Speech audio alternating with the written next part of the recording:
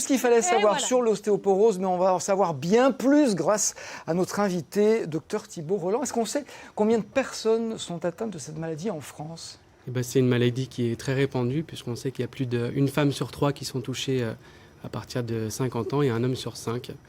Et comme le disait dans le reportage, il y a plus de 400 000 fractures par an en France, et ça entraîne plus de 180 000 hospitalisations par an en France de fractures d'origine ostéoporotique. On a vu que c'était une maladie qui était essentiellement liée au vieillissement. Est-ce qu'elle peut survenir jeune, toutefois ? Alors, c'est une maladie qui est liée au vieillissement avec les os qui se régénèrent mal, mais il y a certaines maladies génétiques qui sont rares, qui peuvent toucher le sujet jeune. Et il y a aussi les sujets jeunes qui sont touchés, par exemple les grands sportifs avec les troubles hormonaux, par exemple les aménorrhées, les femmes qui n'ont plus de règles ou les gens anorexiques aussi, ça peut toucher les sujets jeunes dans ce cas-là. Ah oui. Dans cette émission, vous le savez, on vous donne la parole. Donc on écoute la question d'Agnès qui nous appelle de Saint-Victoire-sur-Loire. Agnès de Saint-Victor-sur-Loire. Pouvez-vous me donner les symptômes de l'ostéoporose et existe-t-il des remèdes ? Merci de votre réponse. Alors, docteur, la réponse. Malheureusement, non, il n'y a pas de symptômes pour l'ostéoporose. C'est une maladie qu'on appelle silencieuse, c'est-à-dire qu'avant de s'être fracturé, on n'a aucun signe avant-coureur d'ostéoporose. Zéro. Ouais. Pas de douleur, pas de faiblesse, rien. Alors, comment est-ce qu'on la diagnostique ? Est-ce que c'est uniquement quand la fracture est arrivée qu'on fait des recherches et qu'on trouve l'origine ou pas ? Alors non, justement, on peut faire un diagnostic en prévention qu'on appelle primaire, c'est-à-dire avant la fracture. Pour ça, il faut avoir un interrogatoire sur les facteurs de risque d'ostéoporose, donc soit avec son médecin généraliste, soit avec un rhumatologue. Et puis, si l'interrogatoire retrouve des facteurs de risque d'ostéoporose, à ce moment-là, on peut faire une densitométrie, qui est l'examen pour voir la qualité osseuse. Donc le médecin généraliste est habilité à détecter l'éventuelle ostéoporose. C'est des questions assez simples, c'est-à-dire on demande s'il y a des antécédents familiaux de fracture du col fémoral chez le père ou chez la mère. On demande l'âge de la ménopause, s'il y a des maladies concomitantes qui peuvent fragiliser les os, et tout ça peut orienter ou pas vers une ostéoporose. Est-ce qu'une consommation d'alcool ou de tabac peut être un facteur plus ou moins aggravant ? Ou déclenchant même. Alors déclenchant, l'ostéoporose, il faut savoir que c'est surtout multifactoriel, donc il y a plusieurs causes à la fois. Ouais. Mais le tabac et l'alcool sont deux facteurs aggravants. Et le tabac, par le fait que ça joue probablement sur la vascularisation, et l'alcool, ça, comme le disait dans l'émission, l'ostéoporose, les os vivent, c'est-à-dire qu'ils se construisent et se détruisent tout le temps, et l'alcool vient bloquer la construction osseuse. Oui. Alors pour quelles raisons est-ce que cette maladie ne nous touche pas tous ? Il y a une relative injustice, si on peut parler d'injustice dans ce cas-là. Alors en fait, l'ostéoporose, il y a une grande part génétique. On peut dire que c'est une maladie de l'enfance quasiment. C'est-à-dire que le pic de masse osseuse se forme à 90% à 18 ans. Donc à 18 ans, la messe est quasiment dite. Dite. Voilà. C'est encourageant. Ça va peine de rien faire. Alors, on est bien. Exactement. Et après, c'est les pathologies comme le tabac, l'alcool, certaines maladies qui peuvent aggraver l'ostéoporose. Donc on peut repérer les risques très tôt si on fait une analyse d'ADN par exemple, ça peut se retrouver ou pas ? Alors une analyse d'ADN, c'est ce qu'on parlera pour le futur, mais pour l'instant malheureusement il y a plusieurs gènes qui sont impliqués, donc ça n'existe pas. Très bien. Mais alors du coup, qu'est-ce que vous conseillez quand on est une femme, qu'on consomme un peu d'alcool, qu'on boit, qu'on est ménopausée ? Arrêtez de boire déjà. Non, mais qu'on boit modérément, je veux dire, sans être alcoolique. Est-ce qu'il faut se dire, tiens, je vais peut-être me soucier de mon ostéoporose ? Comment ça se passe ?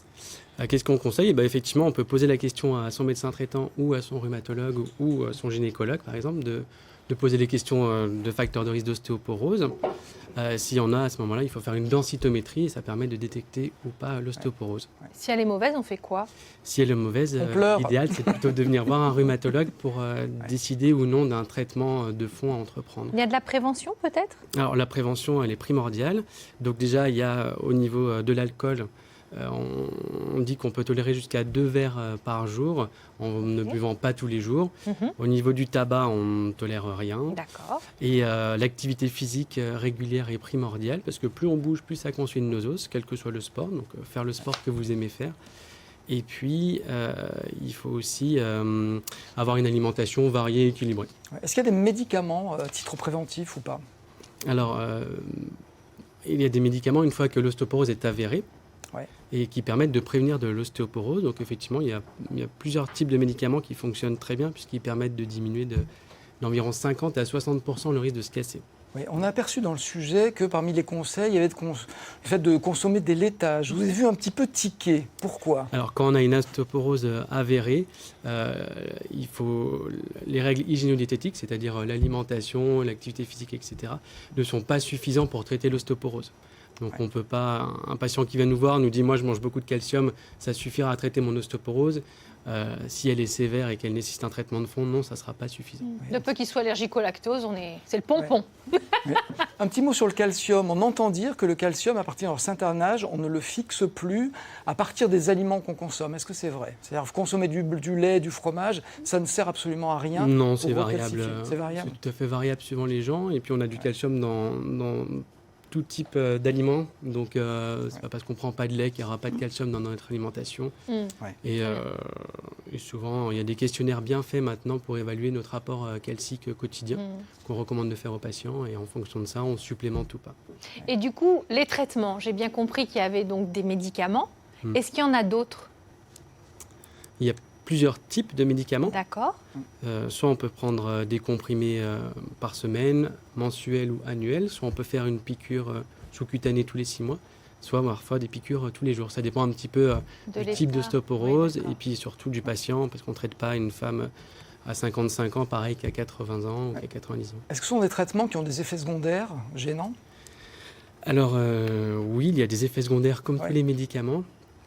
Il y a 2 effets secondaires qui sont fortement décrits de manière générale.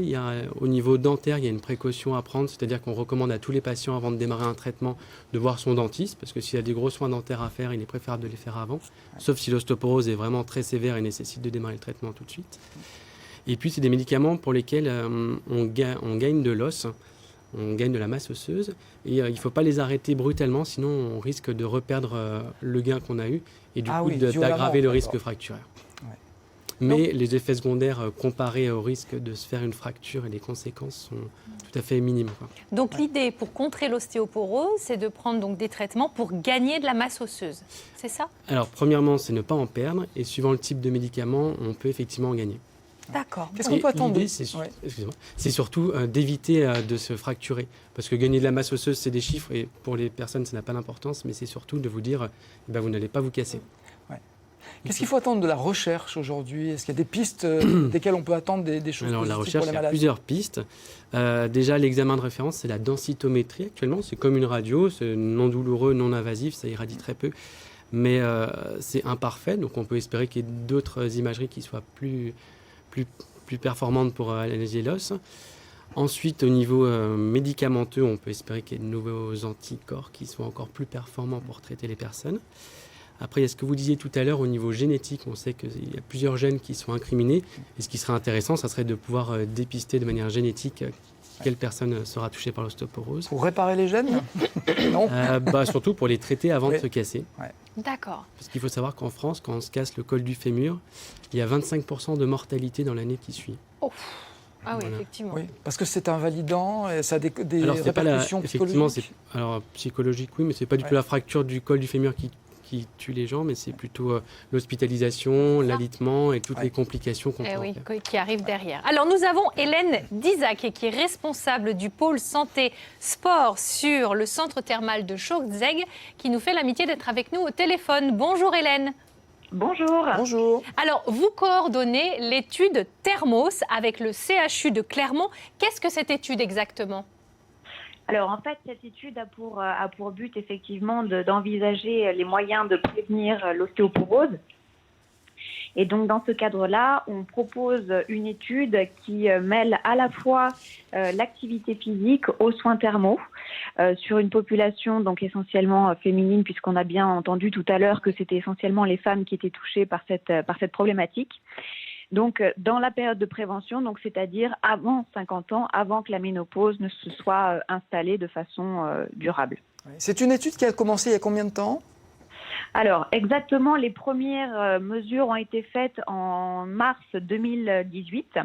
On a commencé avec un premier groupe. Alors là, c'est vrai qu'on va un petit peu plus loin que l'ostéodensitométrie, comme on a pu en entendre parler tout à l'heure. On va utiliser des appareils qui vont chercher encore plus loin dans la structure de l'os, vraiment dans la micro-architecture, pour véritablement voir comment va évoluer l'os de la femme en fonction des activités physiques qu'on va lui proposer, en fonction des soins thermaux qu'on lui proposera à chaque fois. Donc, on est bien sur un programme de prévention de l'ostéoporose où on combine des activités physiques et des soins thermaux. C'est ça l'idée?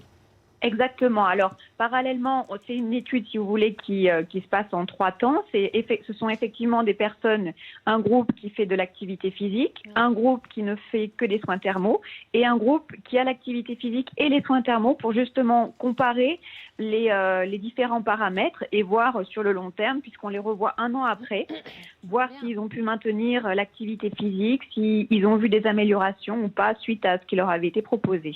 Vous nous avez dit que c'est une étude qui est réalisée uniquement sur des femmes. Avec le docteur Thibault Roland, on a vu tout à l'heure que les hommes peuvent être aussi touchés. Alors pourquoi une étude uniquement sur des femmes ? Déjà, voir l'efficacité, parce que c'est la plus grosse population, si vous voulez, qui est affectée. Effectivement, on pourrait tout à fait l'étendre aux hommes, tout en sachant qu'à l'heure actuelle, en termes de comparaison, c'est un petit peu compliqué, parce que sur cette tranche d'âge-là, entre 40 et 50 ans, on touche une population qui est quand même encore très active, et donc difficile à mobiliser sur un séjour de 10 jours, où justement on leur met l'activité physique et les soins thermaux. Mais c'est surtout que vous faites un lien entre ostéoporose et ménopause. Exactement, oui, puisqu'il y a des liens très clairs au niveau hormonal entre l'apparition de la ménopause et justement cette perte de densité osseuse. Mais dites donc, alors ça veut dire que presque peu de femmes y coupent finalement. Pardon ? Peu de femmes sont épargnées. Peu de femmes. Alors effectivement, toutes, on est plus ou moins sensibilisées à l'ostéoporose, c'est plus ou moins installé. Et effectivement, il y a les facteurs génétiques qui interviennent aussi, les facteurs aussi environnementaux qui peuvent aussi déstabiliser la densité osseuse. D'accord. Ouais. On rappelle, 4 femmes sur 10 âgées de plus de 65 ans sont touchées par l'ostéoporose. Docteur, qu'est-ce que vous pensez de cette initiative ? Je pense que c'est toujours intéressant de pouvoir faire dans cette maladie de la prévention qu'on appelle primaire, c'est-à-dire avant les fractures. Donc effectivement, avoir une activité physique et des soins thermaux pour voir si cela peut améliorer la densité et la qualité osseuse. Hélène d'Isaac, le programme que vous avez mis en place, est-ce qu'en fait il retarde les effets de l'ostéoporose ? Alors, retardé pour l'instant, il est trop tôt pour qu'on puisse donner les résultats chiffrés. On a déjà fini une première inclusion sur un groupe qui était passé en mars 2018. Et déjà, on a vu une nette amélioration de la qualité de vie au niveau de la perception du stress, au niveau du sommeil.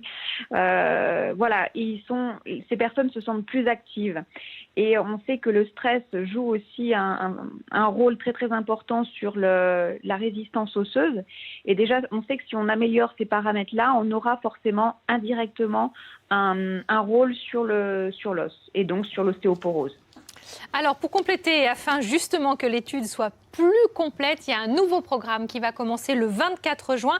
Alors, si vous êtes une femme non ménopausée, âgée entre 40 et 50 ans, vous pourrez bénéficier d'un suivi médical et de conseils en activité physique. Eh bien, vous contactez Hélène, que nous remercions d'avoir été avec nous au téléphone, ou vous pouvez contacter le CHU de Clermont. Voilà, plus simple, c'est le CHU. Merci beaucoup, Hélène. Merci, Hélène. Merci à vous, docteur. Merci. Merci beaucoup, docteur. On l'a compris, l'alimentation joue un rôle très important. Alors, sans transition.